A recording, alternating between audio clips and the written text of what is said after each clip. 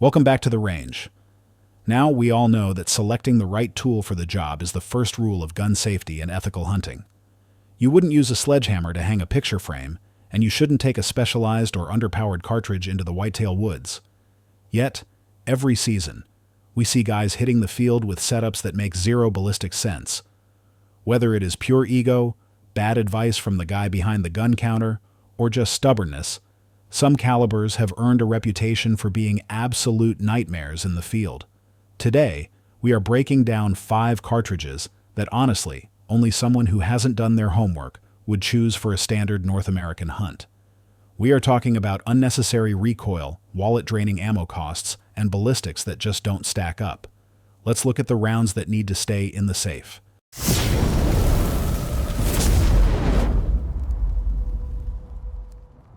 Number 5. The .458 Winchester Magnum.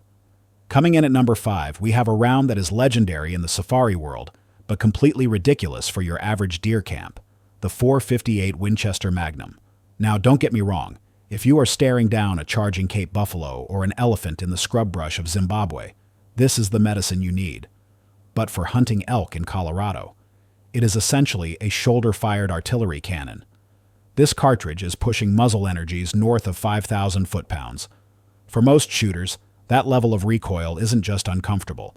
It induces a massive flinch reflex that destroys your accuracy when it matters most. Let's talk about the economics of this beast. You are looking at premium factory loads costing between $5 and $10 every single time you pull the trigger. That makes practicing at the range financially painful, which means most guys won't train enough to handle the recoil. Then there is the platform itself. Rifles chambered in .458 typically weigh in at a hefty 9 to 11 pounds to help soak up that kick. Lugging an 11-pound rifle up a mountain ridge is a quick way to turn a fun hunt into a miserable rucksack march. Ballistically, it is like throwing a brick. It has a rainbow trajectory that limits your effective range to about 200 yards.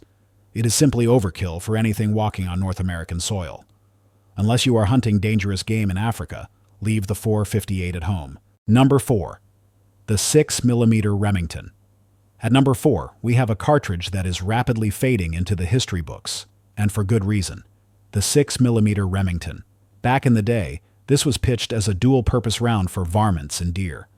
But in the modern era, it is suffering from a serious identity crisis. The biggest issue here is the twist rate and bullet weight limitations. It typically runs light bullets, anywhere from 55 to 100 grains. While that is lightning fast for prairie dogs, it lacks the sectional density and mass required to ethically anchor a large mule deer or an elk. Muzzle velocity starts out impressive, around 3,100 feet per second. But because those bullets are so light, they shed energy fast past 300 yards. The wind drift on these projectiles is also a nightmare compared to modern high-coefficient options. Speaking of modern options, the 6.5 Creedmoor has effectively buried the 6mm Remington. The Creedmoor does everything better, with less wind drift and vastly superior terminal ballistics. Finding ammo for the 6mm Remington is like finding a needle in a haystack. Most big box stores stopped stocking it years ago, and when you do find it, you are paying a premium for old technology. It is a relic. With inconsistent penetration on medium game and zero advantage over modern cartridges, there is just no reason to carry one today. Number 3. The .444 Marlin No. 3 is a lever-action classic that breaks my heart a little, but facts are facts. The .444 Marlin. I know the lever gun purists love this thing, but from a practical hunting standpoint, it is riddled with flaws. This cartridge was designed to be a brushbuster, hurling massive 240 to 300 grain projectiles. At the muzzle, it hits hard with about 3,000 foot-pounds of energy, but the moment that bullet leaves the barrel, it starts dropping like a stone. Beyond 150 yards, the trajectory is so steep that if your range estimation is off by just a few yards, you are going to miss clean, or worse, wound the animal. The recoil is another surprise factor. It is sharp and stout, often catching shooters off guard who are used to milder lever gun loads. But the real nail in the coffin is the logistics. Major ammunition manufacturers rarely prioritize the .444. You are often forced to rely on expensive boutique ammo makers just to feed the gun. The rifles themselves are reliable, but they are heavy, usually pushing over 8 pounds. When you compare this to the 4570 government, which has better ammo availability and modern loads that can handle anything from deer to grizzly, the 444 just doesn't make sense. It is loud, it limits your range, and it is a pain to source ammo for. It is a niche round that has been outclassed. Number 2. The 300 Remington Ultra Magnum coming in at number 2 is the definition of too much of a good thing. The 300 Remington Ultra Magnum, or RUM. This cartridge promises laser-flat trajectories and devastating power. We are talking velocities over 3,200 feet per second and energy levels nearing 4,000 foot-pounds.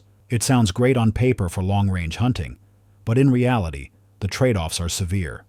The recoil on a light hunting rifle chambered in 300 RUM is vicious.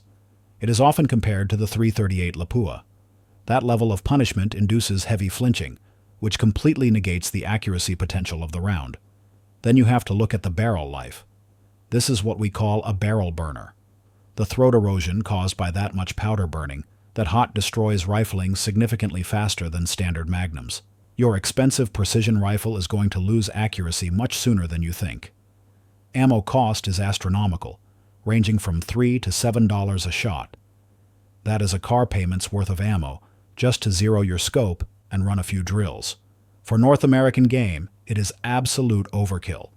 A standard 30-06 or 300 Win mag will drop any animal on this continent without the abusive recoil or the cost. Unless you are taking 1,000-yard shots on specialized hunts, the 300 RUM is just an expensive way to bruise your shoulder. Number 1, the 223 Remington. And finally, at number 1, we have the most controversial pick on the list, but I stand by it. The 223 Remington. Now, I love the AR platform as much as the next guy. For tactical applications, home defense, and varmint control, the 223 is king. But for deer-sized game, it is a poor choice. We are talking about a light projectile, usually between 55 and 77 grains. It generates around 1,200 foot-pounds of energy, which is the bare minimum for ethical kills on whitetail. The margin for error is razor-thin.